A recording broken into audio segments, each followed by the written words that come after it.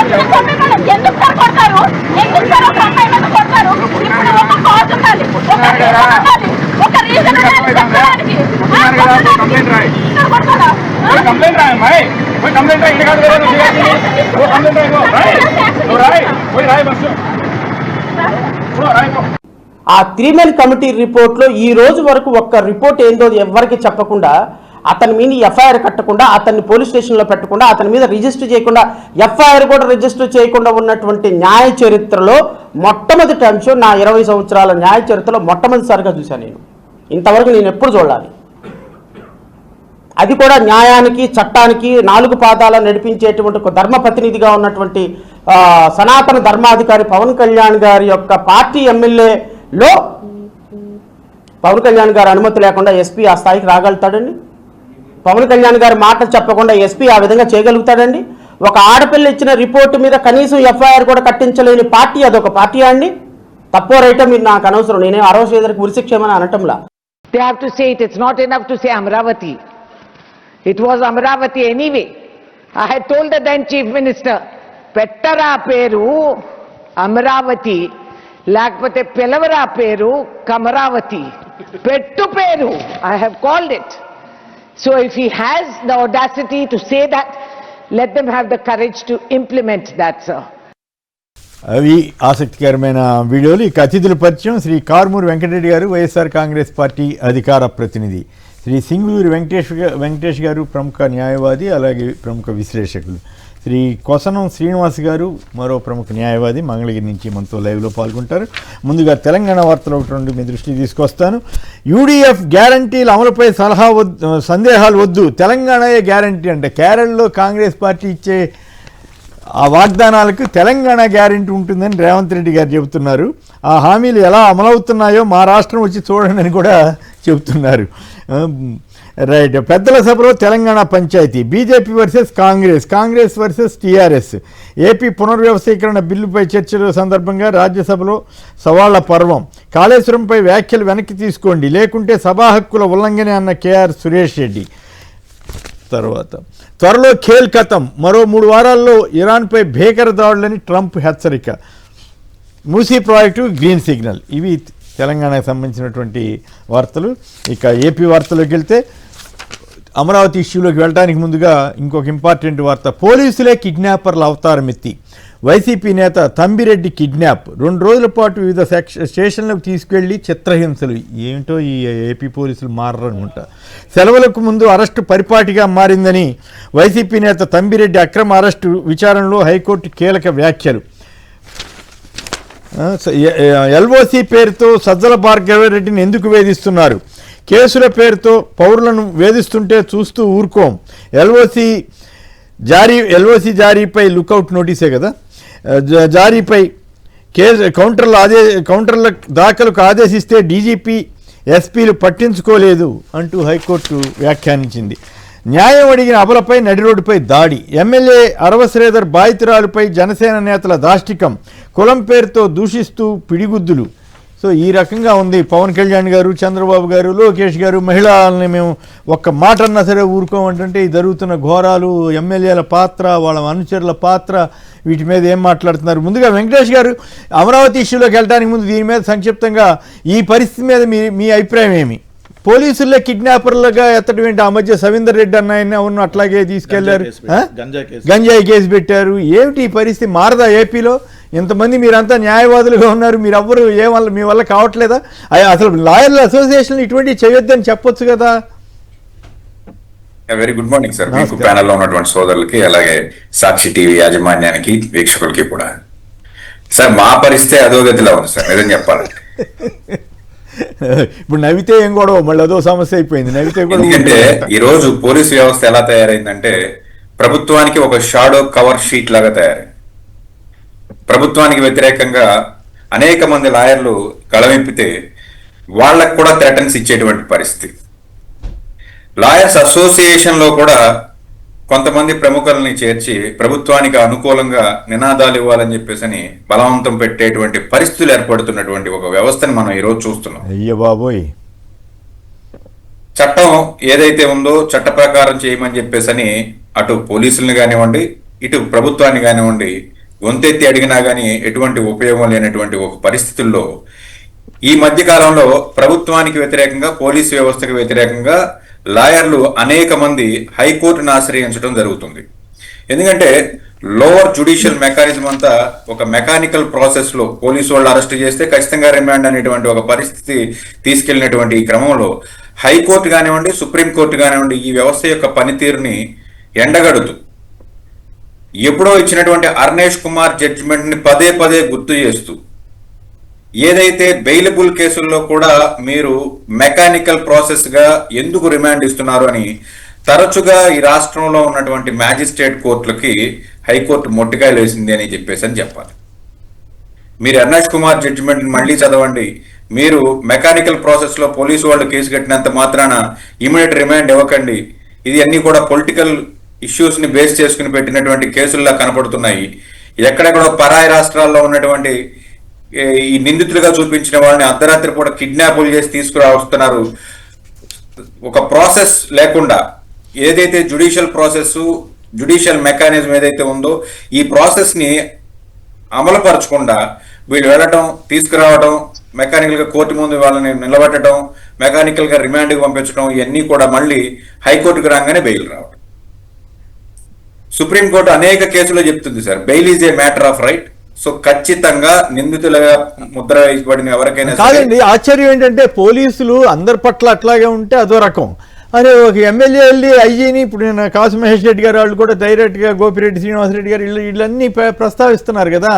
ఏది ఒక నరసరావుపేట ఎమ్మెల్యే గారు వెళ్ళి డైరెక్ట్గా ఎస్పీని బెదిరిస్తే, ఐజీని బెదిరిస్తే దిక్కు దివాణం బెదిరించడం కాదు సార్. నరసరావుపేట ఎమ్మెల్యే గారు ఎస్పీ గారి ఛాంబర్ లోకి వెళ్ళి ఛాంబర్ లో లాక్ చేసేస్తున్నారు, తలుపులు బద్దలు కొట్టి బయటకు తీసుకురావాల్సినటువంటి ఒక పరిస్థితి ఏర్పాటు చేశారు.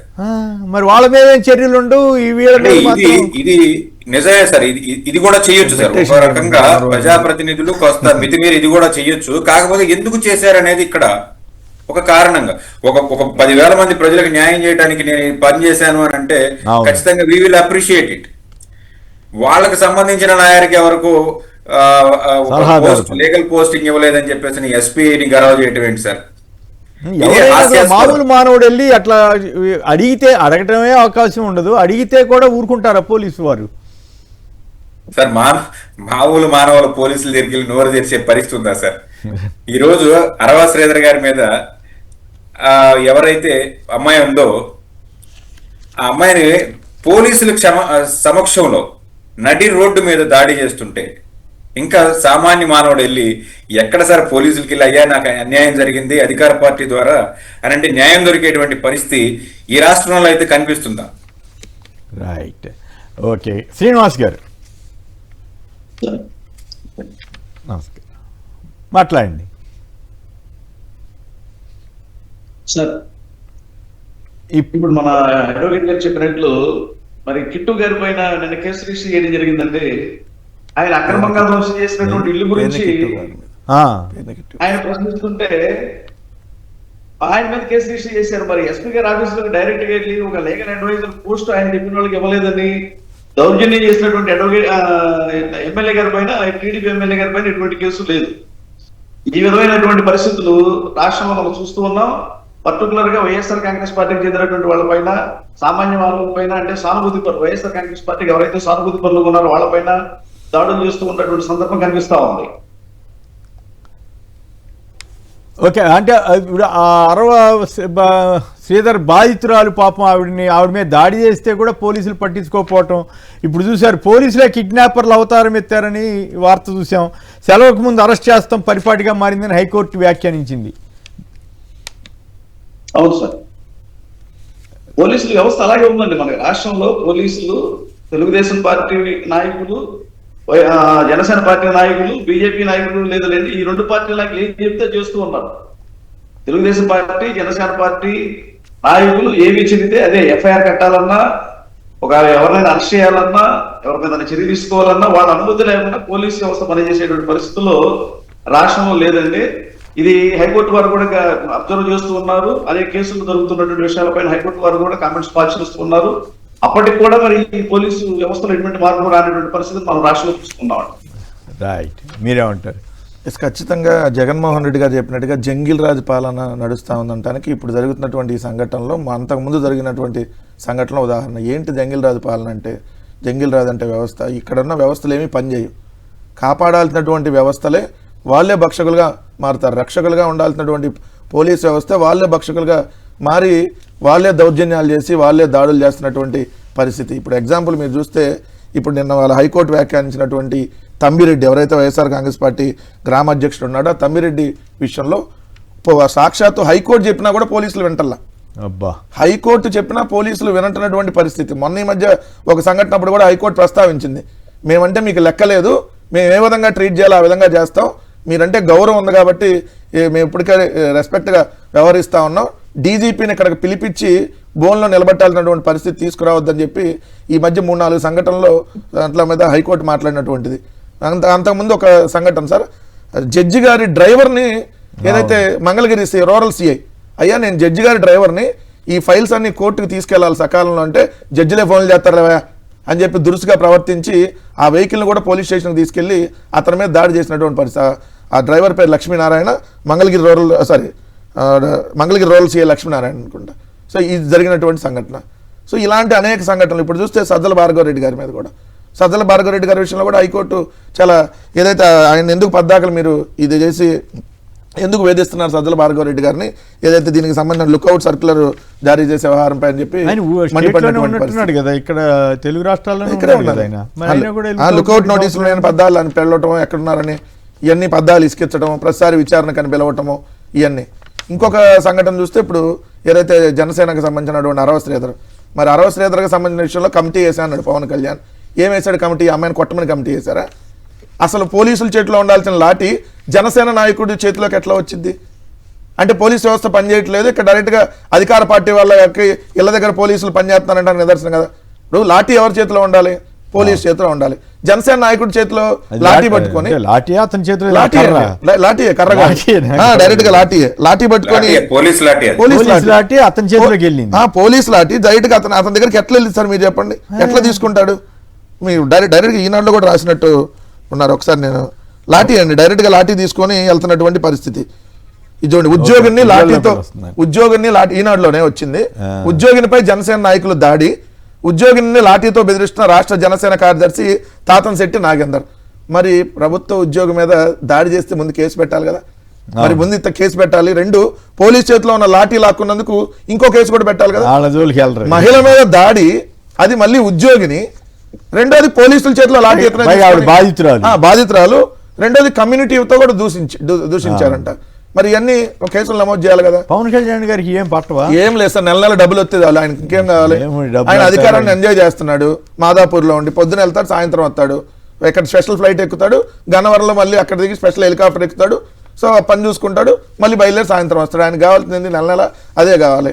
లేకపోతే ఇన్ని దాడులు, ఇన్ని అరాచకాలు జరుగుతూ ఉంటే ఎక్కడుంది సార్ వ్యవస్థ? అసలు డీజీపీ ఒక్క రోజన్నా వచ్చి, ఈ రాష్ట్రంలో డీజీపీ పేరు నాకే గుర్తు రావట్లా, రోజు టీవీలో వచ్చేవాడిని, రోజు టీవీలో పేపర్ల దగ్గర నాకే డీజీపీ పేరు సడన్ గా అడితే గుర్తురాని పరిస్థితి. మన మాజీ మంత్రులు ఇళ్ల మీద దాడులు, పెట్రోల్ బాంబులు తీసుకొని చేస్తే డీజీపీ అసలు ఒక్క రోజున నోరెత్తి మాట్లాడా? ఎంత దారుణం. నిన్న వకుల్ జందాలు ఎవరైతే నరసరావుపేట వచ్చాయంట ఎమ్మెల్యే దగ్గరికి, ఎందుకు ఆయన లోపల గడేసుకున్నాడని. మరి మాజీ మంత్రి అంబటి రాంబాబు గారి మీద దాడి, ఐజీ, మరి ఆ మాజీ మంత్రి అంబటి రాంబాబు గారి మీద దాడి జరుగుతుంటే ఎక్కడ నిద్రపోయారండి వీళ్ళందరూ? ఎందుకు రాలా? ఒక ఎమ్మెల్యే అసలు సిగ్గుండట అంటే ఎమ్మెల్యేలు అని చెప్పుకోవడానికి పొద్దున కూడా వచ్చాడంటే రాత్రి 11:30 దాకా ఏ ఛాంబర్లో కూర్చొని బాత్రూంలో లాక్ వేసుకుంటే డంబెల్స్ పెట్టి లాక్ బాగొట్టారంటే వీళ్ళే ఎమ్మెల్యేలు. కొమ్మినేని గారు, చంద్రబాబు గారు కానీ, లోకేష్ గారు కానీ చంద్రబాబు మెడిటేషన్ చేయండి అంట సిగ్గు లేకుండా. ఎవరికి అంటే ఇట్లాంటివన్నీ మీరు కోపం వస్తుంది మీ అందరికి. 4 గంటలు మెడిటేషన్ చేస్తే ఈ కోపం పోయిద్దా అంట. మెడిటేషన్ చేయాలి, తీసి పక్కన వేయాలి అందరినీ. ఇంకా నయ్యో సీరియస్ అవ్వాలి. నేను ఒక్కరోజే కానీ కేసు పెట్టించాలి కదా, అసలు చట్టం ప్రకారం నడవాలి. మీద కేసులు ఒక ఎస్పీ ఛాంబర్ లోకి వెళ్ళి లోపలికి వెళ్ళి తలుపులు వేసుకొని, అంటే ఆయన ఏంటి బెదిరించి ఆత్మహత్య చేసుకుంటాను బెదిరించడం లోపలికి వెళ్ళి. అంతే మరి ఒక ఎమ్మెల్యే ఎట్లా చేస్తుంటే మరి ఎక్కడ ఉంది? బీహార్ కంటే చాలా ఘోరంగా. అసలు బీహార్ చాలా బెటర్, ఇప్పుడు చాలా బెటర్ గా ఉంది బీహార్.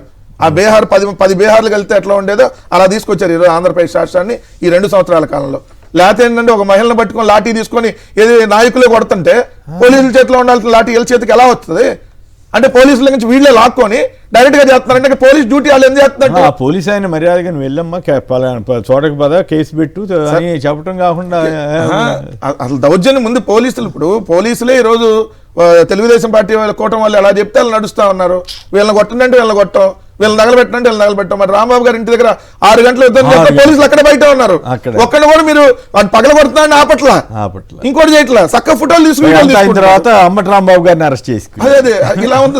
అంబటి రాంబాబు గారిని తిట్టిన వాళ్ళ తోలికి వెళ్ళలేదు, అంబటి రాంబాబు గారిని కొట్టిన వాళ్ళ దాడి చేసిన వాళ్ళ తోలికి వెళ్ళలేదు. చెప్పట్లేదు ఆయన స్టేషన్ పేలి ఇంకేమో రాజమండ్రి సెంట్రల్ చేయాలి. ఇదెవరు? ఇది విధ్వంసానికి సంబంధించినటువంటి అంశం మీరు చెప్పారు. అంతకు ముందు ఫస్ట్ ఫ్లెక్సీ దగ్గర చైర్మన్ ఇచ్చారు. కొంతమంది కర్రలు పడి తిరుగుతుండే కూడా పోలీసులు ఎందుకు కర్రలు పడి తిరుగుతున్నారని కూడా అలా వాళ్ళు వెళ్ళి దాడి చేశారు. వాటి మీద కేసులు లేవు. ఏందో ఇప్పుడు ధర్మం ఎవరిదైనా సరే తప్పు ఎవరు చేస్తే వాళ్ళని చేయండి, తప్పేం కాదు. కానీ ఇదేం దారుణంగా సంఘటనలు ఎప్పుడు ఏ రాష్ట్రంలో కూడా చూస్తున్నాం. రైట్. ఇక అమరావతి పైగా పోలీసులు అంబటి రాంబాబు గారు సలహా ఇచ్చారు గోడ దిగి పారిపోయినాయి. అప్పుడు పారిపోతే ఏమనేవాళ్ళు, మళ్ళీ కావాలని పారిపోయాడని అప్పుడు ప్రచారం చేసేవాడు. ఇదంతా స్ట్రాటజీ అనమాట. రైట్. ఇక అమరావతి అంశాల్లోకి వెళ్దాం. ముందుగా అందరికీ ఆసక్తి కలిగించే అంశం, పెట్టరా పేరు అమరావతి, పిలవరా కమరావతి. ఈ రాజ్యసభ ఎంపీ రేణుకా చౌదరి గారు కాంగ్రెస్, తెలుగుదేశం, మరి బీజేపీయో ఏంటో తెలియదు కానీ అమరావతి పేరు కాంగ్రెస్ ఎంపీ ఏంటి కూడా ఉత్సాహంగా ఇట్లా మాట్లాడింది. అమరావతి పేరు మార్పు కంటి తుడుపు మాత్రమే, విభజన చట్టంలోని హామీలు అమలులో కేంద్రానికి మొండి చేయి, 5 మండలాలను వెంటనే తెలంగాణలో కలపాలి. మళ్ళీ అవన్నీ మాట్లాడారు. ఈ కమరావతి గోలైంది అప్పుడెప్పుడో ఇంకో రకంగా. ఏమిటి కమరావతి అనడం ద్వారా ఆవిడ తెలుగుదేశం కొంప ముంచినట్లా, లేకపోతే నిజంగానే ఆ వర్గాన్ని ఆవిడ ఎంకరేజ్ చేసినట్లా? మిగతా సామాజిక వర్గాలన్నీ ఎట్లా ఫీల్ అవుతాయి? అసలే ఇన్ని లక్షల కోట్ల అప్పని జనం బాధపడతా ఉంటే ఈవిడ కమరావతి అని చెప్పడం ద్వారా వాళ్ళ కొంప ముంచుతుందా? లేదు వాళ్ళందరికీ ప్రౌడా, కమ్మవరా అనే ఫీల్ అయ్యే వాళ్ళందరికీ ప్రౌడా అది? సార్ ఇప్పుడు ఒకటి మనం నిన్నేమో పార్లమెంట్ సాక్షిగా ఏదైతే చట్టబద్ధత కోసం అని చెప్పి లోక్సభలో రాజ్యసభలో బిల్లు పెట్టుకొని ఇది మన రాజధాని అమరావతి అని గర్వంగా చెప్పుకుందామనేమో ఒక పక్క చంద్రబాబు నాయుడు గారు చెబుతున్నారు. చంద్రబాబు నాయుడు గారికి ఏ కష్టం వచ్చినా మొట్టమొదటి వచ్చేటటువంటి కాంగ్రెస్ పార్టీలో షర్మిల ఎంత తొందరగా వచ్చిందో అంతకంటే ముందు రేణుకా చౌదరి గారు వస్తారు. ఈమె అనేక సందర్భాల్లో నోటి దోల వ్యాఖ్యలు అన్నారు. ఎందుకంటే అంతకుముందు కూడా జగన్ గారిని ఇట్లానే మాట్లాడింది. ఇప్పుడు కమరావతి, ఇప్పుడు మేమంటే అమరావతిని కమరావతి అని. అదే కమ్మ సామాజిక వర్గానికి సంబంధించినటువంటి తెలుగుదేశం పార్టీకి అత్యంత సన్నిహితురాలైనటువంటి ఏదైతే రేణుకా చౌదరి గారు పిలుస్తున్నారు. మరి దీనికి సమాధానం ఇప్పుడు తెలుగుదేశం వాళ్ళు చెప్పాలి. ఇది రేణుకా చౌదరి తప్పు మాట్లాడింది, ఇది అమరావతి అంటే కమరావతి కాదు అని చెప్పి మరి వాళ్ళు ఎందుకు ఖండించట్లా? ఒకరు కూడా ఖండించలేదు. ఇప్పుడు చంద్రబాబు నాయుడు గారి దగ్గర నుంచి అందరూ ఇది ప్రజల రాజధాని, ఇది అన్ని సామాజిక వర్గాల రాజధాని, మీరు ఒక కమ్మ రాజధాని అని ఎట్లా అంటారు అని చెప్పి అదే పార్లమెంట్లో ఫస్ట్ ఖండించాలి. ఇప్పుడు ఆమె ఎక్కడ ఉంది? రాజ్యసభలో ఉంది. తెలుగుదేశం పార్టీ ఎంపీలు ఉన్నారు కదా, అక్కడ కూటమి పార్టీ ఎంపీలు ఉన్నారు కదా. నో ఇది ప్రజా రాజధాని, కమ్మ రాజధాని కాదు, మీరు విత్డ్రా చేసుకోండి అవార్డ్స్ అని ఎందుకనలా? ఇది పేరేమో అమరావతి కానీ ఇది కమ్మరావతి అని మేము పిలుస్తామని చెప్పి ఓపెన్ గా పిలవరా మీరు అందరూ అన్ని పిలవరా తరలిరా అన్నట్టు పిలవరా కమరావతి అని అన్నప్పుడు మరి ఫస్ట్ ఖండించాల్సింది అదే రాజ్యసభలో వాళ్ళు అంటే ఖండించాలి. అప్పుడులో ఈవిడ తెలుగుదేశం ఎందుకంటే చేసినప్పుడు ఎన్టీ రామారావు పిలుస్తోంది, తెలుగుదేశం పిలుస్తోంది ఇది కదలిరా అని ఇప్పుడు ఆ మాట్లాడింది తప్పండి అని చెప్పి కూటమిలో వాళ్ళు ఖండించలేదంటే వాళ్ళు ఏం మెసేజ్ ఇవ్వదలుచుకున్నారు? వాళ్ళు మరి దాన్ని యాక్సెప్ట్ చేస్తున్నారా? దానికి సమాధానం చెప్పాలి. అంతకుముందు కూడా పైన అమ్మవారు కిందకి అమ్మవారు అని చెప్పి మాట్లాడినటువంటి పరిస్థితులు. ఇది కూడా మేము గర్వంగా చెప్పుకుంటాము, ఇది మా రాజధాని అని చెప్పి, అందుకని నేను మద్దతు ఇవ్వడానికి వచ్చాను కూడా ఆమె అంతకుముందు సందర్భాల్లో చెప్పింది. ఏదైతే రైతులకు సంబంధించి అక్కడికి వెళ్ళినప్పుడు ఎస్ ఇది మా కమ్యూనిటీ రాజధాని, అందుకని మేము వచ్చామని ఆమె చెప్పింది సార్ ఓపెన్ గా. అందుకని నేను మద్దతు ఇవ్వడానికి వచ్చాను, ఇది కమ్మ సామాజిక వర్గానికి సంబంధించింది కాబట్టి నేను మద్దతు ఇవ్వడానికి వచ్చాను ఆమె చెప్పింది. మరొక ఎంపీ అయ్యి చట్టసభలో కూర్చొని ఒక కమ్యూనిటీకి సంబంధించింది రాజధాని అని చెప్పి మాట్లాడేస్తుందంటే అవతల వాళ్ళు ఖండించలేదంటే వాళ్ళు యాక్సెప్ట్ చేస్తున్నట్ట అనేదానికి సామాజిక వర్గాల్లో అసహనం కలగల ఇటువంటి వ్యాఖ్యల వల్ల సార్. అసలు ఇప్పుడు దాని గురించి ఎవరు చర్చ జరగట్లేదు. రెండోది ఏంటంటే ఇప్పుడు వాళ్ళు ఏదో అమరావతికి ఒక షో చేస్తున్నారు అనేది ఒక పక్క బయటికి అందరికీ తెలుస్తుంది. ఎందుకు రెండో విడత భూములు తీసుకోవాలంటే చిన్న చితక విషయం కాదు, 1,75,000 ఎకరాల్లో ఇంకా భూములు సేకరించాలి 50 గ్రామాల్లో. అందుకని చంద్రబాబు నాయుడు గారు వేసినటువంటి మాస్టర్ ఎత్తుగడి ఇది. అందుకని ఇప్పుడు దీనికి మరి వాళ్ళు ఖండించాలి కదా. మేము అడిగేది వాళ్ళు ఖండించాలి, ఖండించకపోతే వాళ్ళు యాక్సెప్ట్ చేస్తున్నారు. వెంకటేష్ గారు చెప్పండి, ఈవిడేంటి పెట్టరా పేరు అమరావతి పిలవరా అమరావతి అంటుందట, మీరు ఒప్పుకుంటారా? ఆవిడతో మనం ఏకీభవించాలి సార్. ఏకీభవించాలా? ఖచ్చితంగా ఏకీభవించాలి. ఎందుకు? ఎందుకంటే చాలా విచిత్రంగా చూస్తే సార్, మీరు విజయవాడ గుంటూరు ఈ 2 పరిసర ప్రాంతాల్లో చూస్తే అందరూ ఆ సామాజిక వర్గం ఎమ్మెల్యేలే ఈ రోజు ప్రజాప్రతినిధులుగా ఉన్నటువంటి పరిస్థితి కదా. సో ఆ ధైర్యంతో ఆవిడ ఆ మాటలు మాట్లాడినటువంటి ఒక పరిస్థితి మనకు కనపడుతుంది. నర్మగర్భ వ్యాఖ్యలు ఏమీ లేకుండా రేణుకా చౌదరి గారు ఉన్నట్టు గతంలో కూడా పైన అమ్మవారు కింద మా కమ్మవారు రూల్ చేస్తారు అని చెప్పేసి అని కూడా ఆవిడ చెప్పడం జరిగింది. ఆ రోజు కూడా ఎవరు ఖండించలేదు. అదే ఇలాంటి తప్పుడు మాటలు మాట్లాడకూడదు, ప్రజాస్వామ్యంలో ప్రజలందరూ అన్ని వర్గాలు అన్ని కులాలు అన్ని పార్టీలు సమానం, కేవలం అధికారాన్ని అనుభవించడానికి ఒక 5 సంవత్సరాలు ప్రజలను పరిపాలన చేయడానికి మాత్రమే కమ్మవారైనా రెడ్డివారైనా లేకపోతే కాపువారైనా లేకపోతే దళితులైనా అధికారం మాత్రమే ఇస్తారు తప్ప శాశ్వతంగా ఎవరు అధికారంలో ఉండరు అనేది ఎవరు కూడా ఆ పార్టీ నుంచి విశదీకరించినటువంటి పరిస్థితి లేదు. మీరు విజయవాడ పరిసర ప్రాంతాలు చూసుకున్నా లేదా మంగళగిరి చూసుకున్నా లేదా గుంటూరు చూసుకున్నా కమ్మవారే ఎమ్మెల్యేలుగా ఉన్నారు, మంత్రులుగా ఉన్నారు, అధిక శాతం మంత్రులుగా ఉన్నారు. కాబట్టి ఆవిడ ధైర్యంగా ఆ వ్యాఖ్యలు చేయదలుచుకున్నారు. దీన్ని ఖచ్చితంగా మనం ఉన్నదన్నట్టు ఆవిడన్నా నిజం చెప్పింది అనుకోవాలి. అట్లాగే కాంగ్రెస్ తెలుగుదేశం ఒకటేనా సంగతి మళ్ళీ అంటే ఆ యాంగిల్ రాదా? ప్రపంచం అంతా తెలుసు కదా సార్. ఈ రోజు Jaganmohan Reddy versus all parties అది కాంగ్రెస్ అవనివ్వండి, కమ్యూనిస్టులు అవనివ్వండి, బీజేపీ అవనివ్వండి, జనసేన అవనివ్వండి. కాదుగా ఇప్పుడు ఇట్లాంటి వ్యాఖ్యల వల్ల ఈ వర్గం వర్సెస్ మిగతా వర్గాలనే ఫీలింగ్ వస్తుంది కదా సార్. ఫీలింగ్ వస్తుంది కాబట్టే 11 సీట్లు ఫిగర్ కనిపించినా 40% ఓటింగ్ సార్. ప్రజలందరిలో ఈ ఫీలింగ్ ఉంది.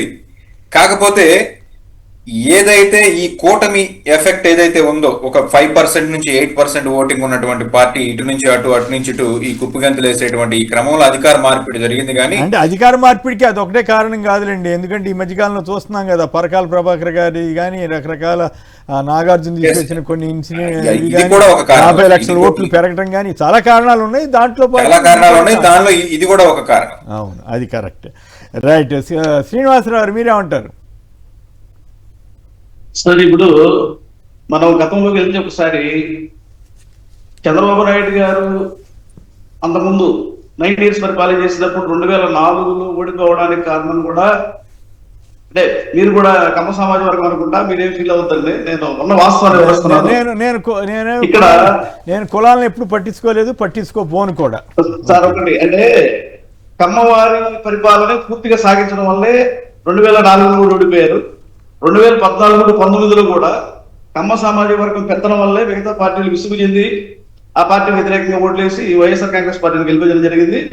వాళ్ళలో ఎటువంటి మార్పు లేకుండా అదే పద్ధతిలో ఇప్పుడు కూడా కొనసాగుతూ ఉన్నట్లుగా రేణుకా చౌదరి గారి మాటలు స్పష్టం చేస్తున్నాయండి.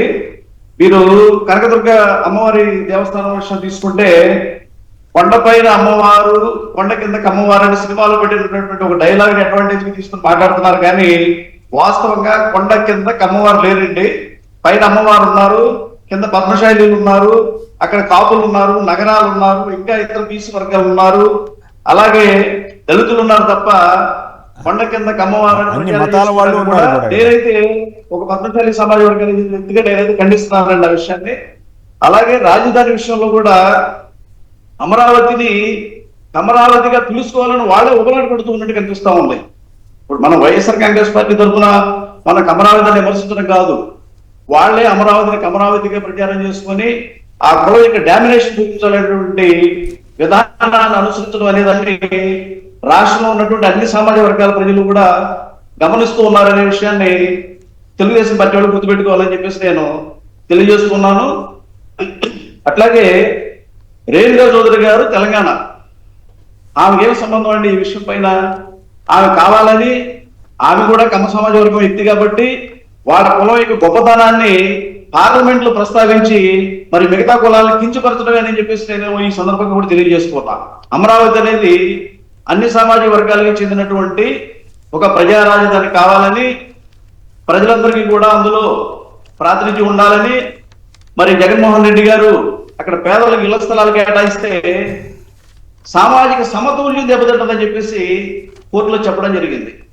సామాజిక సమతుల్యం అంటే ఏంటంటే పేదలకు ఇల్లిస్తే సామాజిక సమతుల్యం దెబ్బతింటదా అంటే వారి ప్రాధాన్యత తగ్గుద్ది అనేటువంటి ఉద్దేశాన్ని దానికి ఆలోచించాలా, ఆ విధంగా దాన్ని పరిగణించాల్సినటువంటి అవసరం ఉందా అని చెప్పేసి ఈ సందర్భంగా ఈ రేణుకా చౌదరి గారు మాట్లాడినటువంటి మాటలను బట్టి మనం అర్థం చేసుకోవాల్సిన పరిస్థితి ఏర్పడతా ఉంది.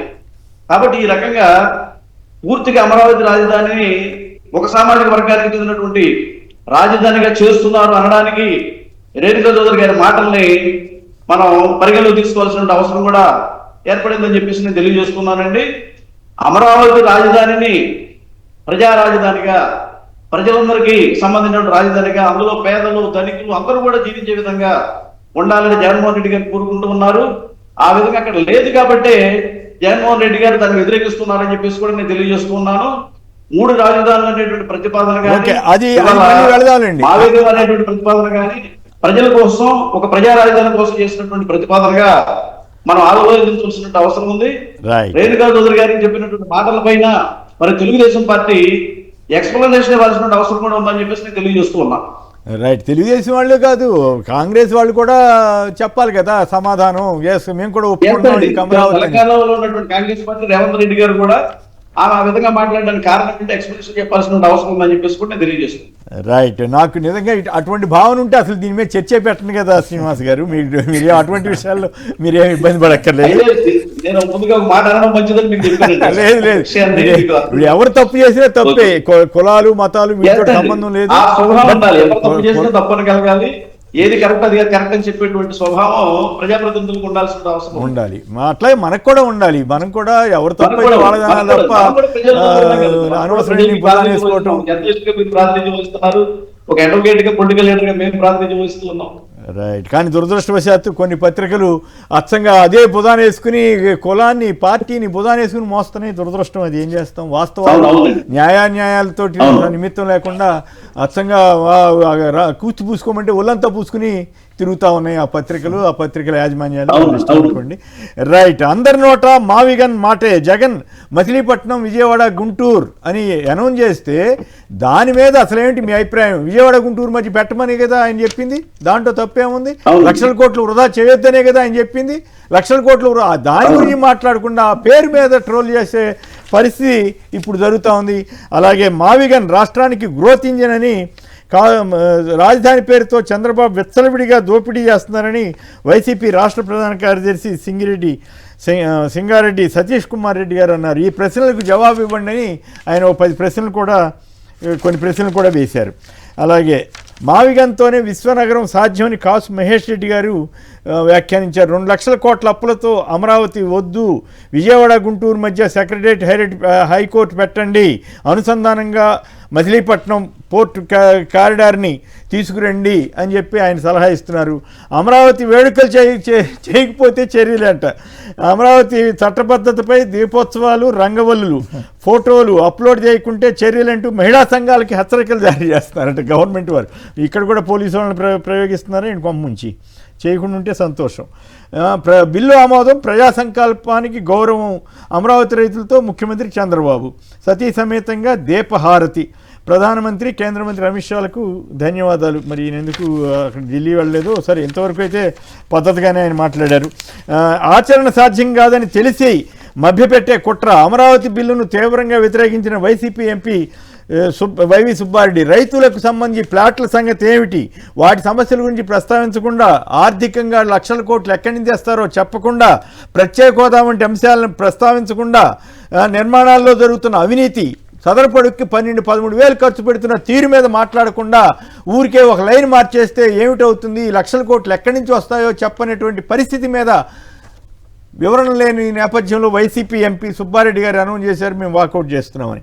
ఇక ఎల్లో మీడియా ఉత్సాహంగా ఈనాడు వారు అమరావతి అఖండ దీప్తి, మూజువాణి ఓట్లతో బిల్లును ఆమోదించిన రాజ్యసభ. అఖండ దీప్తి అని ఎప్పుడో అవుతుంది, లక్షల కోట్లు కేంద్రం నుంచి తీసుకొస్తే అవుతుంది, అంతే కదా వెంకటరెడ్డి గారు. అమరావతికి శాశ్వతం, ఇది ఎక్కడ కూడా ఉండే చట్టాలు ఎప్పుడైనా మార్చుకోవచ్చని కదా ఈ అనుభవం చెబుతుంది. అయినా కూడా వాళ్ళు జనాన్ని మోసం చేయడం కోసం అన్స్టాపబుల్ అంట, చట్టబద్ధతతో శాశ్వతంగా తీసుకొచ్చాం, ఉద్దండరాయని పాలన సభలో చంద్రబాబు గారు అన్నారట. 5 కోట్ల ఆంధ్రులు గెలిచిన రోజు అంట. 5 కోట్ల ఆంధ్రులు గెలిచిన రోజు ఏంటి, విచిత్రంగానే ఉంది ఇదంతా కూడా. అమరావతి ఢిల్లీలో విలేకరులతో నారా లోకేష్ గారు, ఈ విజయం చిరస్మరణీయం. సో లక్షల కోట్లు ఒకే చోట పెట్టండి అని, లక్షల కోట్లు అప్పు తీసుకొచ్చి ఇక్కడే పెట్టమని 5 కోట్ల మంది ఆంధ్రులు చెప్తే ఓకే, సంతోషం, మనం కూడా ఒప్పుకోవాల్సిందే. కానీ ఏమాత్రం విద్యుత్ ఉన్న వాళ్ళు ఎవరైనా ఒకే చోట లక్షల కోట్లు పెట్టమని చెప్పరు, కానీ ఆంధ్రప్రదేశ్ ఒప్పుకుంటే శభాష్ అనాల్సిందే. అపోహలు తొలగాయి, ఇక అభివృద్ధి అని కూడా లోకేష్ గారు అన్నారట. ఓకే, ఇందాక చూసాం కదా లోకేష్ గారు, అంతకుముందు వెంకటేశ్వర స్వామి ఫోటో పట్టుకుని తిరిగితేనే వైసీపీ వాళ్ళ మీద అంత ఎత్తున విరుసుపడ్డారు కదా కేశవ్ గారు, అందరూ చంద్రబాబు గారు సహా. ఇప్పుడు ఆయన ఏం చేశారో ఇందాక వీడియో కూడా చూసాం. ఇవి ఇక ఇంకో ఇంట్రెస్టింగ్ విషయం ఏంటంటే, లావు శ్రీకృష్ణదేవరాయలు గారు గతంలో వైసీపీ ఎంపీగా ఉన్నారు. ఆయన ఇన్సైడర్ ట్రేడింగ్పై సిబిఐ విచారణ జరపాలని చంద్రబాబు గారి మీద కామెంట్ చేశాడు ఆ రోజులు. ఇప్పుడుగా సుమా అమరావతి రైతులకు అండగా ప్రభుత్వం నిలబడుతుందని కూడా అప్పుడు వైసీపీ తరఫున ఆయన మాట్లాడారు. రాజధాని భూ కుంభకోణంలో తేగలాగితే దోపిడీ దొంగల బృందం డొంక కదులుతోందని కూడా లావు శ్రీకృష్ణదేవరాయలు గారు అన్నారు. భూ అక్రమాలపై విచారణ జరగకుండా కోర్టుకు వెళ్ళి గ్యాగ్ ఆర్డర్ తెచ్చుకున్నారని కూడా ఆయన విమర్శించారు. ప్రస్తుతం ఇప్పుడు ఆయన చంద్రబాబు గారు, లోకేష్ గారు పక్కనే, పవన్ కళ్యాణ్ గారి పక్కనే తిరుగుతున్నారు. మరోవైపు లోకేష్ గారు వెళ్ళారు, చంద్రబాబు గారు ఎందుకు అమరావతికే పరిమితం అయిపోయారు? ప్రధానమంత్రిని, ముఖ్యమంత్రి కదా కలవాల్సింది, కీలకమైన మంత్రి ఎందుకు గెలిచారు? సకల శాఖల మంత్రి అని కొందరు వీళ్ళు అంటుంటారు, కానీ సరే కీలకమైన మంత్రి, డిఫాక్టో చీఫ్ మినిస్టర్ ఆయన పక్కన పెడితే మరి పవన్ కళ్యాణ్ గారి పరిస్థితి ఏమిటి? ఆయన్ని పక్కన వేసినారనే ఫీలింగ్ రాదా జనసేనలో? అయినప్పుడు కూడా వాళ్ళకి ఇష్టమైనప్పుడు మనం ఏం మాట్లాడేది ఉండదు. మరి కొన్ని విశేషాలు ఉన్నాయి, చూసిన తర్వాత చర్చలోకి వెళ్దాం. ఆరోగ్యశ్రీకి క్షోభిల్లు, బాబు సర్కార్ తీరుతో 2వ రోజు స్తంభించిన సేవలు, తూతూ మంత్రం చర్చలతో సరి, నెట్వర్క్ ఆసుపత్రుల యాజమాన్యాల సమ్మె కొనసాగింపు, గీతం కోసం వలస చేత, ఇది ఏయూలో పాలన, ప్రైవేటు హితం కోసం వర్సిటీకి రెక్తం అంటూ ఈ ఆంధ్ర యూనివర్సిటీ మీద గీతం పెత్తనం అని కథనం ఇచ్చారు. నెల్లూరులో మొక్కలు నాటడం పేరిట భారీ దోపిడీ జరుగుతోందట. 3 కోట్లు టెండర్ పెట్టారట. కొత్త డయాఫ్రమ్ వాల్ నిర్మాణం పూర్తి, 440 రోజుల్లో వెనక్కి కొలిక్కి తీసుకొచ్చిన కూటమి సర్కార్ అంటూ ఇచ్చారు. అసలు డయాఫ్రమ్ వాల్ కూలడానికి కారణం గత టీడీపీ ప్రభుత్వం అనే విషయం నిపుణుల కమిటీ కూడా తేల్చింది. అయినా కూడా వైసీపీ మీద ఒక లైన్ రాసి మిగతాదంతా రాస్తుంటారు. తర్వాత ఈ ప్రభుత్వంలో పేదలకు న్యాయం జరగదు అంటూ శేషగిరమ్మన్న ఆవిడ జగన్ గారిని కలిసినప్పుడు జగన్ గారు వ్యాఖ్యానించారు. తర్వాత నెల్లిమర్ల ఎమ్మెల్యే నాగమాదేవిపై విచారణ జరపండి, కలెక్టర్కు ఈసీ ఆదేశం, అసెంబ్లీ ఎన్నికల్లో ఆర్థిక అక్రమాల నేపథ్యంలో ఉద్యోగులకు అదనపు వేతనాలు, ఆపై రౌండ్ ట్రిప్పింగ్తో తిరిగి వసూలు, ఎన్నికల్లో ఖర్చు అంటూ ఆరోపణ చేశారు. మరి ఏమవుతుందో. రాష్ట్రంలో ఎస్పీలు, ఐజీలకే రక్షణ కరువైందని ఎమ్మెల్యే అరవింద్ బాబుపై కేసు నమోదు చేయాలని నరసరావుపేట మాజీ ఎమ్మెల్యే గోపిరెడ్డి శ్రీనివాసరెడ్డి గారు డిమాండ్ చేశారు. రైట్, ఇక అమరావతి కీలకమైన అంశంలోకి వెళదాం. అమరావతి చెప్పండి, ఏమిటి మావిగన్ ప్రాధాన్యత కానీ లేదు, దానివల్ల టీడీపీ ఇబ్బంది పడుతుందా? మీ మీద ట్రోల్స్ వస్తున్నందుకు మీరు ఇబ్బంది పడుతున్నారా వైసీపీ పక్షాన? ఈ లక్షలప్పులు ఒక లైన్ మారిస్తే లక్షలప్పులు వచ్చేస్తాయా? అట్లాగే రియల్ ఎస్టేట్ వ్యాపారం ఇక్కడ జరిగితే మొత్తం రాష్ట్రం అంతటికి లాభం జరుగుద్దా? సో లోకేష్ గారు మాత్రమే ఎందుకు వెళ్ళారు? సో వీటన్నిటి మీద వరుసనే క్రమక్రమంగా చెప్పండి. సార్ కొమ్మినేని గారు, మీరు అబ్జర్వ్ చేయండి, 164 మంది శాసనసభ్యులు, వాళ్ళు 21 మంది ఎంపీలు, కూటమి ప్రభుత్వం పైన అధికారంలో ఉంది, ఇక్కడ ఫుల్ మ్యాండేట్తో అధికారంలో ఉంది, మాకు అపోజిషన్ హోదా కూడా ఇవ్వాలి. కానీ వాళ్ళు ఒక బిల్లుకు సంబంధించి అమరావతిని పార్లమెంట్లో పెట్టారనే దాని మీద చర్చ జరగట్లా. మొత్తం జగన్మోహన్ రెడ్డి గారు ఏదైతే ఒక కొత్త ప్రపోజల్ పెట్టారు అనే దాని మీద చర్చ జరుగుతుంది. అంటే ఏంటి, జగన్ గారు పెట్టినటువంటి ప్రపోజల్ జనాల్లోకి వెళ్ళింది. ఎస్ నిజమే కదా, ఇప్పుడు ఆయన పేరు నచ్చకపోవచ్చు, ఆయన అన్నాడు గన్నన్ ఉంటే నా పేరు అనుకుంటారేమో, మీరు పేరు ఏదైనా పెట్టుకోండి అన్నాడు. అది కూడా మావి గన్ననేం పెట్టమల్లా. ఆయన పెట్టిన ప్రపోజల్లో మచిలీపట్నము, విజయవాడ, గుంటూరు కలిపి మా వి గన్గా మనం దాన్ని తీసుకుందాం, అంటే ఆ ఏరియాని తీసుకుందాం అన్నాడు. అదే పేరుని ఫిక్స్ చేసి పెట్టమల్లా. మీకు నచ్చకపోతే విజయవాడ రాజధాని ఆవిడ మచిలీపట్నం నుంచి యువతల గుంటూరు దాకా ఉండేదాన్ని మార్చుకోవచ్చు, లేదంటే అమరావతి పేరుతోనే ఉంచుతాం, ఇవన్నీ కలుపుతామనైనా చెప్పొచ్చు. అంటే అసలు దాని మీద చర్చ జరగని ఇట్లా. ఎందుకు చర్చ జరిగితే చంద్రబాబు నాయుడు గారు కూటమి ప్రభుత్వం తీవ్రమైన ఇబ్బందులు ఎదుర్కొంటుంది. ఇప్పుడు ఈ ఈ ఈ టైంలోనే మరి ఏదైతే పెద్ద ఎత్తున ఆ ప్రాంతం నుంచి ఏదైతే నిరసన వ్యక్తం అయింది, ఎందుకు మచిలీపట్నం ఎందుకు ఉండకూడదు రాజధానిలో, విజయవాడ ఎందుకు ఉండకూడదు రాజధానిలో, గుంటూరు ఎందుకు ఉండకూడదు రాజధానిలో. గుంటూరు మీరు అసలు ఫస్ట్ అనౌన్స్ చేసింది ఏంటి, సెప్టెంబర్ 4, 2014 హైదరాబాద్ అసెంబ్లీలో చంద్రబాబు నాయుడు గారు అనౌన్స్ చేసిన విజయవాడ రాజధాని, విజయవాడ కేంద్రంగా విజయవాడ చుట్టుపక్కల కడతా ఉన్నాడు, that is the capital Vijayawada. మరి డిసెంబర్ వచ్చేటప్పటికి ల్యాండ్ పూలింగ్కి ఎందుకు వెళ్ళారు, మరి రామాజీరావు చెప్పాడని చెప్పి అమరావతి పేరు ఎందుకు మార్చారు విజయవాడ ఉండగా. సో ఇవన్నీ చర్చ జరుగుతాయి. రెండో అంశం ఏంటి, అమరావతి అనేటటువంటి ప్రాంతంలో అప్పులు తీసుకొని వచ్చి రాజధాని కట్టాలి, లక్షల కోట్ల అప్పు. ఇప్పటికే మొదటి టర్మ్లో వీళ్ళు అధికారంలో ఉన్నప్పుడు 5,300 కోట్ల అప్పు తెచ్చారు, ఇప్పుడు 47,000 కోట్లు, అంటే ఇప్పటికే 52,000 కోట్లకు పైగా అప్పులు ఆల్రెడీ దానికి సంబంధించి తీసుకొని వచ్చారు. అక్కడ చూస్తేనేమో టెంపరీ బిల్డింగ్లు 3 తప్ప పర్మనెంట్ ఇన్ఫ్రాస్ట్రక్చర్ ఇప్పటి వరకు ఒకటే ఏర్పడాల. ఏది సచివాలయం, అసెంబ్లీ, హైకోర్టు, ఏదే వాళ్ళే తాత్కాలిక భవనాలు అన్నారు, కొత్త ఇన్ఫ్రాస్ట్రక్చర్ ఇంకొకటి కూడా రాలేదు. ఇది ప్రజల్లో చర్చ జరుగుతుంది. ఎందుకు ఈ అసలుకం వడ్డీ ఎప్పుడు కట్టాలి, ఈరోజు 3,000 కోట్ల రూపాయలు ఆరోగ్యశ్రీ ఇవ్వడానికి డబ్బులు లేవు, అందుకనే వాళ్ళు హాస్పిటల్ మూసేసినటువంటి ఆరోగ్యశ్రీ సేవలు నిలిపేసినటువంటి పరిస్థితి. మెడికల్ కాలేజీలో 500 కోట్లు ఒక్కొక్క మెడికల్ కాలేజ్ కట్టడానికి డబ్బులు లేవని పీపీపీకి ప్రైవేట్ వాళ్ళకి ఇస్తామంటున్నారు. అలా అని చూస్తే ఫీజు రింబర్స్మెంట్కి డబ్బులు లేవు, ఉద్యోగస్తులకు ఒక్క డిఏ ఇవ్వాల, పిఆర్సీ కమిషన్ ఇలా, ఈరోజు ఉన్న ఉద్యోగస్తులకు సకాలంలో జీతాలు ఇవ్వట్లా, ఇన్ని రకాల పథకాలు లేవు, ఆడబిడ్డ నిధికి 1,500 లేవు, నిరుద్యోగ వృత్తికి 3,000 లేవు. ఇట్లాంటివన్నీ జనాల్లో చర్చ జరుగుతుంది. అదే జగన్ గారు పెట్టిన ప్రపోజల్ మంచిదే కదా అని. నిజంగా ఆ ప్రపోజల్లోకి వెళ్దాం ఒకసారి, ఎందుకంటే ప్రజలకు కూడా అర్థం అవడానికి. రాజధాని అంటే మనకేం కావాలి, ఇప్పుడు చంద్రబాబు నాయుడు గారు చెప్తున్న దాన్నే తీసుకుందాం, ఎందుకంటే ఆయన చాలా పెద్ద సీనియర్ లీడర్, విజనరీ అంటాడు కాబట్టి. రోడ్లు వేయాలి అమరావతిలో, రోడ్లకు 100 కోట్ల రూపాయలు కాదు 1,000 కోట్లు అవుతాయి అంటున్నాడు. 2 అంతర్జాతీయ రైల్వే స్టేషన్ కట్టాలంటున్నాడు, ఇంకోటి అంతర్జాతీయ విమానాశ్రయం కట్టాలంటున్నాడు, అక్కడ అన్ని బిల్డింగ్లు కట్టాలి అంటున్నాడు. ఈ అన్ని బిల్డింగ్లు ఉంటే రాజధాని అయిపోయిద్ది అని చంద్రబాబు నాయుడు గారు అనేటటువంటిది అయితే, ఆల్రెడీ బిల్డింగ్లు మనం అనుకుంటున్నటువంటి మచిలీపట్నం కార్పొరేషన్గా ఉంది, ఏదైతే విజయవాడ కార్పొరేషన్గా ఉంది, తాడేపల్లి, మంగళగిరి కలిపి ఇంకో కార్పొరేషన్గా ఉంది. అంటే యాక్చువల్గా విజయవాడ గుంటూరు మధ్య నాగార్జున యూనివర్సిటీ పక్కన అవసరమైన క్యాపిటల్ అంటే రాజధాని, అసెంబ్లీ వీటి కట్టి దానికి మచిలీపట్నం అనుసంధానం చేసుకుంటే సరిపోతుంది పోర్టు.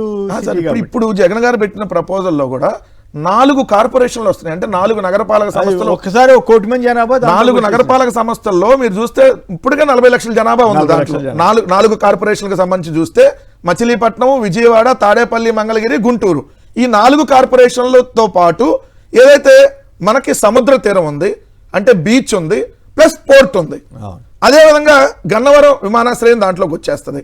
2 చూసుకుంటే 3 ప్రభుత్వ మెడికల్ కాలేజీలు ఉన్నాయి, మచిలీపట్నం, విజయవాడ, గుంటూరు, మళ్ళీ మంగళగిరి ఎయిమ్స్ ఉంది. అలాగే విజయవాడ ఆల్రెడీ వాణిజ్య కేంద్రంగా ఉంది, 2 గుంటూరు వ్యాపార కేంద్రంగా ఆల్రెడీ ఉంది, ఆసియాలో అనేది పెద్ద మార్కెట్ యార్డ్ ఉంది గుంటూరు. ఇవన్నీ రాజధానిలో ఇంక్లూడ్ అవుతాయి. దీంతో పాటు 2 కీలకమైనటువంటి రైల్వే జంక్షన్లు, ఒకటి గుంటూరు రైల్వే జంక్షన్, ఇంకోటి విజయవాడ రైల్వే జంక్షన్.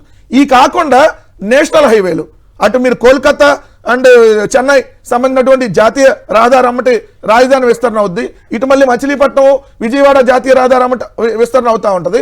సో మనం రోడ్లు వేసే పని లేదు, రైల్వేని తీసుకొచ్చే పని లేదు, ఎయిర్పోర్ట్ కట్టే పని లేదు, ఆల్రెడీ ఉన్న బిల్డింగ్లు, సచివాలయం బిల్డింగ్ ఉంది, అసెంబ్లీ బిల్డింగ్ ఉంది, మీరు అన్నట్టు హైకోర్టు బిల్డింగ్ ఉంది, ఈ బిల్డింగ్లో ఆల్రెడీ కార్యకలాపాలు నడుస్తూ ఉన్నాయి. మిగిలిన మీరు అన్న జడ్జిల క్వార్టర్స్, లేదా ఎమ్మెల్యే క్వార్టర్స్, మంత్రుల క్వార్టర్స్ సింపుల్ గా తీసేస్తే రాజధాని అయిపోద్ది. ₹1 మనం అప్పు తీసుకొచ్చి పెట్టే పని లేదు. 2 మళ్ళీ మనం భూసేకరణ చేయాల్సిన పని లేదు. ప్రభుత్వ భూమి ఖాళీగా ఉంది, ప్రైవేట్ భూమి కావాల్సినంత ఖాళీగా ఉంది, ఎవరు కావాలంటే వాళ్ళు కొనుక్కుంటారు. ఇది కదా అసలు రాజధాని. 2 మీకు చూడండి, హైదరాబాద్తో కంపేర్ చేద్దాం. హైదరాబాద్కి లేని అడ్వాంటేజ్ మనకు మచిలీపట్నం తీసుకుంటే మనకు పోర్ట్ వస్తుంది, సముద్రం వస్తుంది. 2 ఆల్రెడీ రివర్ ఉంది కృష్ణానదికి సంబంధించి, అంటే బీచ్, రివరు, రోడ్లు, రైల్వే, ఎయిర్పోర్టు, మీరు ఇన్ని ఫెసిలిటీస్ ఉన్నాయి. మళ్ళీ మెడికల్ కాలేజ్ సార్, ఒక రాజధానిలో ఎయిమ్స్తో కలుపుకుంటే 4 ప్రభుత్వ కాలేజీలు మనకి హాస్పిటల్లో పెద్ద పెద్ద మనకి ఇక్కడ ఇంక్లూడ్ అయి ఉన్నాయి. మరి ఇన్ని వదిలేసి అంటే ఇవన్నీ చర్చ జరిగితే ఏమైంది?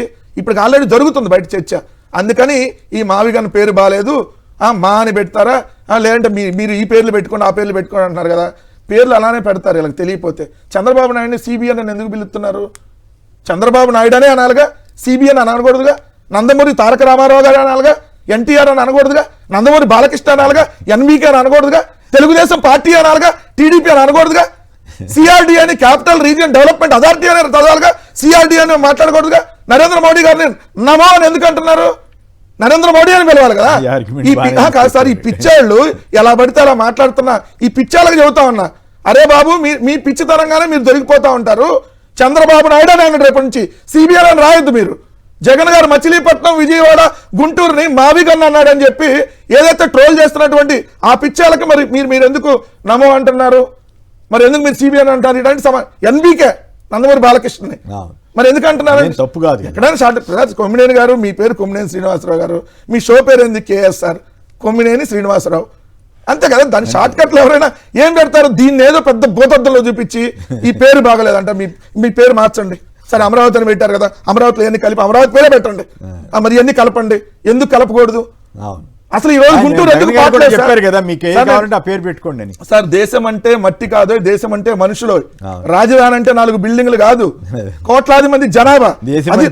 దేశం అంటే రియల్ ఎస్టేట్ కాదు, అంటే తెలుగుదేశం అంటే రియల్ ఎస్టేట్ అనుకోండి, ఆంధ్రప్రదేశ్ ఏదంటే రియల్ ఎస్టేట్ కాదు. ఇప్పుడు మనం ఏంటంటే జనాభా రావాలి. ఇప్పుడు ఆ రోజు కూడా జగన్ గారు ఏంటి 50,000 మంది పేదలకు ఇళ్ల పట్టాలు ఇస్తే అక్కడ 2 లక్షల మంది పబ్లిక్ వస్తారు, షాపులు వస్తాయి, అలాంటి పెరిగిద్ది రాజధాని. అది జగన్ గారు ఇస్తే మీరు ఎవ్వరు ఉండొద్దు, చంద్రబాబు నాయుడు ఒక్కడే ఇల్లు కట్టుకోవాలి, ఆయన పక్క నారాయణ పైగా ఇప్పుడు సబ్ డివిజన్ కి అలౌ చేయట్లేదు, రైతులు చాలా ఇబ్బందులు పడుతున్నారు. నిన్న కాదు సార్, రైతుల ఫ్లాట్లకి దానికి సంబంధించిన అంటే అది ఆంధ్రజ్యోతి రాసినటువంటి కథనం రాసింది. ఆంధ్రజ్యోతి వాళ్ళు రాసినటువంటి కథనంలో చూస్తే ఇంకా రంగుల కలే కంప్యూటర్ తెరపైనే రాజధాని ఫ్లాట్లు. ఇది ఆంధ్రజ్యోతి మొన్న ఆగస్టులో ఇచ్చినటువంటిది. ఇల్లు కట్టాలంటే స్థలం ఉండాలి, రోడ్డు కావాలి, కానీ ఇక్కడ ప్రజా రాజధాని కళ సాకారం అయ్యేది ఎలా? వాళ్ళే చెబుతున్నారు. సాకారం అయ్యేదానికి ఇక్కడ అవకాశమే కనపట్టలేదు. రాజధాని రైతులు తన ప్లాట్లను చూసుకునేది సిఆర్డీ వెబ్సైట్ లో కంప్యూటర్ తెరపైనే. మరి ఇన్ని సంవత్సరాలు అయితే రాజధాని సబ్ డివిజన్ అయితే అపార్ట్మెంట్లు కట్టుకుని మనకొండ, హైదరాబాద్ లాగా కట్టుకోవడానికి అట్లా కాదు సార్. ఇప్పుడు సపోజ్ ఇప్పుడు అక్కడ 1000 గజాలు ఇచ్చారు అనుకోండి, 1000 గజాలు వాళ్ళకి ల్యాండ్ ఇచ్చారు కదా. 1000 గజాల ల్యాండ్ లో వాళ్ళు ఇప్పుడు ఒక 500 గజాలు అమ్ముకొని 500 గజాలు కట్టుకోవాలంటే కుదరదంట. అసలు అలా చేయడానికి ఉండాలంట, ఒక కుటుంబమే ఉండాలంట. మీరు ఇట్లా చిన్న ప్లాట్లు చేస్తే ఎన్ని మొక్కలు కనపడతాయి, పెద్ద బిల్డింగ్లు ఉండాలంటున్నారంట. రైతులు ఎలా పెద్ద బిల్డింగ్లు కట్టుకుంటారు? 1000 గజాలు ఎవరన్నా రైతు ఇల్లు కట్టుకుంటారు సార్? మీరు చెప్పండి. కూడా మళ్ళీ 100 కుటుంబాలు వచ్చినాయి అనుకోండి, ఒక అపార్ట్మెంట్ వచ్చి దానికి సంబంధించిన ఇన్ఫ్రాస్ట్రక్చర్. 1000 గజాలు అంటే పావు ఎకరా సార్, పావు ఎకరాలు ఏడ కట్టుకుంటారు రైతులు ఇల్లు? 250 గజాలు, 300, 400 గజాల్లో కట్టుకుంటారు.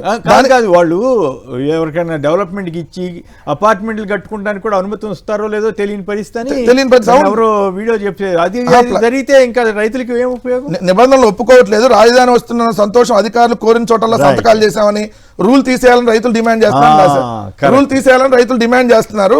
9.1 ఏదో ఉంది, 9.18 నమూనాలు కోరుకున్న తర్వాత ఆ ప్లాట్ లో అంగీకరించబడదు అని అందులో స్పష్టంగా ఉందంట. పాపం రైతులు అడిగితే చదువుకొని ఇచ్చేసాయంట, అన్ని పేజీలు మేము సంతకాలు పెట్టామని వాళ్ళు అన్నట్టు. రెండు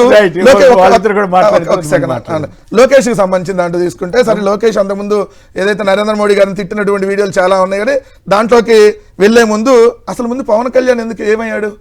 ఇప్పుడు లోకేష్ ఒక్కడే నేను ఢిల్లీ ఎందుకు వెళ్ళాడు? నేను అమరావతి కూడా రాలా. పవన్ నాయకత్వ మార్పుకి నిన్న పవన్ కళ్యాణ్ అమరావతి కూడా రాలేదా? నేను అమరావతిలో లేడు అంటే ఆయన మాదాపూర్ ఎక్కువ ఉంటున్నాడు కాబట్టి మరి హైదరాబాద్ లో అమరావతి సంబరాలు చేశారో నాకు తెలియదు, అక్కడ వాళ్ళ ఇంటికాడ ఏమైనా చేసుకున్నారేమో. ఇట్లా ఆయన ట్విట్టర్లో ట్వీట్లు అయితే చేస్తున్నాడు. బట్ మరి ఢిల్లీ ఓన్లీ లోకేష్ వెళ్ళి చెప్పొచ్చాడు. మరి ఏంది అంటే ఈ అంశం అయిపోయినాక మొన్న అనుకున్నారు కదా, చంద్రబాబు గారే వెళ్ళలేదు కదా, చీఫ్ మినిస్టర్ వెళ్తారు కానీ నాయకత్వ మార్పు కోసం ఉంది. అందుకని అమరావతిని ఇది పెట్టిన తర్వాత లోకేష్ కి నాయకత్వ బాధ్యతలు అప్పచెప్పాలని చెప్పి అనుకున్నట్టున్నారు. అందుకని దీన్ని ఇప్పుడు సడన్ గా తెర మీదకి తీసుకొని వచ్చి లోకేష్ కూడా ముందు పంపించి అంత క్రెడిట్ అంతా దాన్ని పెట్టడం కోసం. అది ఏం జరగల. రైట్. వెంకటేష్ గారు చెప్పండి, ఒక లైన్ చట్టంలో మారిస్తే లక్షల కోట్లు వచ్చేస్తాయా? ఈ లక్షల కోట్ల అప్పుల భారం రాష్ట్రం అంతా పడుతుందా పడదా? మరి సెల్ఫ్ సస్టైన్డ్ అంటే ఇన్ని వేల కోట్లు అప్పుడే అప్పు చేశారు కదా. ఓవరాల్ గా ఈ డెవలప్మెంట్స్ మీద మీ కామెంట్ చెప్పండి. ముందుగా ఈ లైన్ మార్పు లేకపోతే లక్షల కోట్ల అప్పు, ఈ కాన్సెప్ట్ తీసుకుంటే సార్ చాలా విచిత్రంగా ఉందండి. సెల్ఫ్ ఫైనాన్సింగ్ ప్రాజెక్టు అని చెప్పేసానని ముఖ్యమంత్రి గారు అంటున్నారు. అద్భుతం. ఆయన మొదటి నుంచి అదే చెప్తున్నాడు, సెల్ఫ్ ఫైనాన్సింగ్ ప్రాజెక్ట్ అమరావతి అని చెప్పి. సెల్ఫ్ ఫైనాన్సింగ్ ప్రాజెక్ట్ అయినటువంటి అమరావతికి డే 1 నుంచి సెల్ఫ్ ఫైనాన్సింగ్ ఉండదట. ముందుగా 1 లక్ష కోట్లు 2 లక్షల కోట్లు అప్పులు తీసుకొచ్చి ఇక్కడ ఇన్ఫ్రాస్ట్రక్చర్ అంతా డెవలప్మెంట్ చేస్తే అప్పుడు ఈ భూముల్ని వేలం వస్తే వచ్చే డబ్బులతో మళ్ళీ రిటర్న్ మేము ఆ లోన్లు కడతాము అని చెప్పేసి అని అంటున్నారు. సో ఇక్కడ విచిత్రం ఏంటంటే సామాన్యులకు తెలియనటువంటి ఒక విషయం, సిఆర్డిఏ పేరు మీద అప్పులు తీసుకొస్తున్నారు సార్. ఈ సిఆర్డిఏ చేసేటువంటి ప్రతి అప్పుకి కూడా రాష్ట్ర ప్రభుత్వం మళ్ళీ బ్యాకప్ గా సంతకాలు చేస్తున్నటువంటి పరిస్థితి. అంటే రేపొద్దున ఈ ఇన్ఫ్రాస్ట్రక్చర్ అంతా డెవలప్ అయిన తర్వాత అక్కడ కానీ అమ్మకాలు జరగకపోతే, ప్రభుత్వ అంచనాలకు సంబంధించినంతగా రేట్లు కానీ రాకపోయిన పక్షంలో మళ్ళీ అగైన్ పే చేయాల్సినంత కూడా రాష్ట్ర ప్రభుత్వమేనండి. కేవలం సిఆర్డిఏ అనేటువంటి ఒక వ్యవస్థని క్రియేట్ చేసి, ఇప్పుడు మావిగన్ విషయానికి వస్తే ఈ ముందు అక్షరాలు తీసుకుని పేరు పెట్టాడు, చాలా విచిత్రంగా ఉంది. జగన్మోహన్ రెడ్డి గారిని నిరంతరం ట్రోలింగ్ చేసే ఒక వ్యవస్థని ఎలాగో ఇన్కార్పొరేట్ చేసి పెట్టారు కాబట్టి వాళ్ళతో సక్సెస్ఫుల్ గా ఈరోజు సోషల్ మీడియాలో చేస్తున్నటువంటి ఒక పరిస్థితి ఉంది. కానీ విజిటిఎం కూడా అంటే ఏంటి సార్? అంతే, కరెక్ట్. బిఫోర్ సిఆర్డిఏ విజిటిఎం కూడా ఉంది అనేటువంటి ఒక వ్యవహారాన్ని ఈ ప్రబుద్ధులందరూ మర్చిపోయారా? వి అంటే విజయవాడ, జి అంటే గుంటూరు, జి అంటే గుంటూరు, టి అంటే తెనాలి, ఎం అంటే మంగళగిరి. కాబట్టి దాన్ని రద్దు చేసి మనం సిఆర్డిఏకి వచ్చాం. ఈ రోజు మావిగన్ అనేపాటికి ఉలిక్కి పడుతున్నారు. ఎందుకు అని అంటే, ఎప్పుడైతే జగన్మోహన్ రెడ్డి వచ్చేది తథ్యం 2029లో వస్తే ఈ గ్రోత్ కారిడార్, ఆయన అమరావతికి నేను వ్యతిరేకం అని చెప్పేసి ఎక్కడా చెప్పినటువంటి మాట లేదు. ఆయన ఏమంటున్నారంటే, మనం మళ్ళీ పూలింగ్కి వెళ్ళి మళ్ళీ ఒక 2 లక్షల కోట్ల రూపాయలు అప్పు చేసి ఈ భారాన్నంతా రాష్ట్ర ప్రభుత్వం మీద వేసి, దీనికి మామూలు మార్వాడీలే వడ్డీలు కడుతున్నటువంటి కట్టి మనం డెవలప్ చేయాల్సినటువంటి పరిస్థితి లేదు. ఆల్రెడీ ఇందాక వెంకటరెడ్డి గారు చెప్పినట్టు లాట్ ఆఫ్ ఇన్ఫ్రాస్ట్రక్చర్ ఈ 3 నగరాల మధ్య ఉంది. కేవలం పోర్ట్ కనెక్టివిటీ కోసమే హైదరాబాద్ నుంచి ఈరోజు గ్రీన్ ఫీల్డ్ హైవే వేసుకొస్తున్నటువంటి ఒక పరిస్థితి.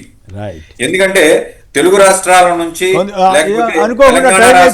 వెంకటేష్ గారు అనుకోకుండా టైం అయిపోవచ్చింది, సంక్షిప్తంగా చెప్పండి, ఆయన కూడా మాట్లాడతారు దయచేసి. ఇక తెలంగాణ రాష్ట్రం నుంచి ఎగుమతి చేసేటువంటి ఉత్పత్తులన్నీ కూడా ముంబై నుంచి చేయాల్సినటువంటి ఒక పరిస్థితి నుంచి ఈ రోజు మచిలీపట్నానికి కేంద్రీకృతంగా ఉన్నటువంటి హార్బర్ లో మనం అందరం ఎక్స్పోర్ట్ చేసుకోవచ్చు అని చెప్పేసి తెలంగాణ నుంచి కనెక్టివిటీ వేసుకుని వస్తున్నటువంటి ఈ క్రమంలో విజయవాడ నుంచి ఆల్రెడీ కనెక్టివిటీ ఉంది, 6 లేన్ రోడ్. ఒకప్పుడు 2 గంటలు పట్టేది మచిలీపట్నం వెళ్ళాలంటే, ఈ రోజు అరగంటలో మచిలీపట్నం చేరేటువంటి ఒక వ్యవస్థ మనకు ఉంది విజయవాడ నుంచి. దీనికి సంబంధించి మనం పోర్టును కూడా మనం ఉపయోగించుకోవచ్చు, రాజధానిలో ప్రాంతంగా చేసుకోవచ్చు అని చెప్పేసి జగన్మోహన్ రెడ్డి గారు చెప్పారు. ఆయన చెబితే చేస్తాడు కాబట్టి ఈరోజు ఉలికి పడేటువంటి ఒక పరిస్థితి ఈ రియల్ ఎస్టేట్ దందా చేసే వాళ్ళందరిలోనూ ఉందని చెప్పేసి అని చెప్పదలుచుకున్నాను సార్. రైట్. శ్రీనివాస్ గారు సంక్షిప్తంగా చెప్పండి కాస్త ఈ పాయింట్ల మీద. సార్, ఇప్పుడు మావిగన్ అంటే మళ్ళీ నేను రేణుకా చౌదరి గారి మాట దృష్టిలో పెట్టుకుని మళ్ళీ మాట్లాడుతున్నానండి. మావిగల్లో కమ్మ సామాజిక వర్గ సాంద్రత లేదు. వాళ్ళకి కమ్మ సామాజిక వర్గ సాంద్రత ఉన్నటువంటి ప్రాంతం కావాలి, అది అమరావతిలా ఉండాలి. అందుకని అమరావతిని వాళ్ళు ఎంత ఖర్చు అయినా సరే, అది 2 లక్షల కోట్లు అప్పైనా, ప్రజలకు భారం అయినా, అసాధ్యమైనా అక్కడ నిర్మాణం చేయాలని పట్టుదలతో చంద్రబాబు నాయుడు గారు ఉన్నట్టు కనిపిస్తుందంటే, చక్కటి ప్రతిపాదన జగన్మోహన్ రెడ్డి గారు చేశారు. మరి దాని గురించి ఆలోచించాల్సిన అవసరం ఉంది. ఇక్కడ మనకి మచిలీపట్నం కానివ్వండి, విజయవాడ కానివ్వండి, మంగళగిరి, గుంటూరు ఈ మొత్తం కలిపితే చంద్రబాబు నాయుడు గారు కోరుకున్నటువంటి మహానగరం కన్నా పెద్ద మహానగరం అవుతుంది. అన్ని వనరులు ఉన్నాయి, అతి తక్కువ ఖర్చుతో రాజధాని ఏర్పాటు చేయడానికి సాధ్యం అవుతుంది అని చెప్పేసి మరి జగన్మోహన్ రెడ్డి గారి ఉద్దేశం. దానికి విరుద్ధంగా వీళ్ళు వెళ్తున్నారంటే వీళ్ళకి ఇంటర్నల్ గా వేరే ఆలోచనలు ఉన్నాయి. లేకపోతే అంత ఖర్చు పెట్టి అంత ప్రజల మీద భారం పడే విధంగా అంత రిస్క్ తీసుకుని అమరావతి నిర్మాణం చేయాల్సిన అవసరం లేదనేది ప్రజలందరూ కూడా అర్థం చేసుకుంటున్నారండి. జగన్మోహన్ రెడ్డి గారు ప్రజల గురించి ఆలోచిస్తున్నారు, చంద్రబాబు నాయుడు గారు కులం గురించి ఆలోచిస్తున్నారని ఈ సందర్భంగా నేను ప్రజలందరికీ కూడా తెలియజేస్తున్నానండి. రైట్. వెంకటరెడ్డి గారు, అలాగే సింగులూరు వెంకటేష్ గారు, కోసనం శ్రీనివాసరావు గారు, అందరికి కూడా ధన్యవాదాలు. ఇది నేటి చర్చా కార్యక్రమం. నమస్కారం.